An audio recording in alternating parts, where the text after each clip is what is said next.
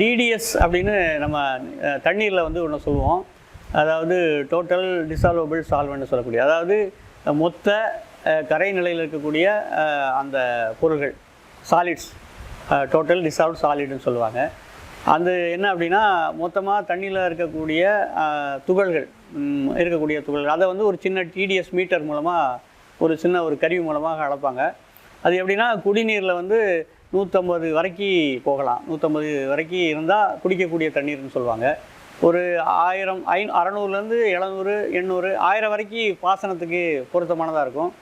1000க்கு மேலே போகும்போது பொருத்தமான 2000 மேலே போச்சுன்னா ரொம்ப சிரமமாயிடும். அது வந்து கிட்டத்தட்ட உப்பு நீர் மாதிரி இருக்கும். அந்த சலைனீட்டுன்னு சொல்லுவாங்கள்ல, அந்த உப்புத்தன்மை மிகுந்த அதிகமான டிடிஎஸ் இருந்துச்சுன்னா அது பயன்படாது, வேளாண்மைக்கு கூட பயன்படாது.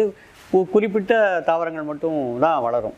அப்போ இந்த டிடிஎஸை நம்ம வந்து தண்ணீரில் வந்து மிக சரியாக கவனிச்சுக்கணும். இப்போ பெரும்பாலும் போர் போட்டு எடுக்கக்கூடிய தண்ணீர்களில் டிடிஎஸ் அதிகமாக இருக்கும்.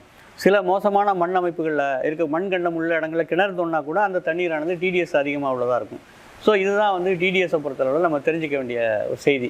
இன்னொன்று வந்து ஈசின்னு சொல்லக்கூடிய எலக்ட்ரிக்கல் கண்டக்டிவிட்டி.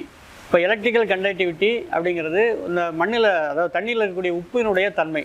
அப்போ உப்பினுடைய அந்த தன்மையில் மின்சாரம் எவ்வாறு வேகம் பாய்கிறது என்பதை பொறுத்து தான். அதிகமாக மின்சாரம் வேகமாக பாய்ஞ்சது அப்படின்னா அங்கே ஈசி அதிகமாக இருக்குன்னு பொருள்.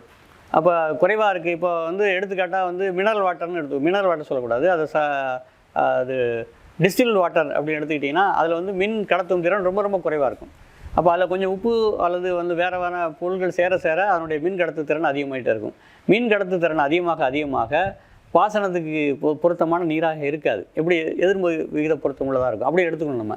அப்போ அந்த அடிப்படையில் ஈசியினுடைய அளவு கூட நமக்கு நல்லதில்லை, ஈசி அளவு குறைய நல்லது அப்படின்னு நம்ம எடுத்துக்கலாம்.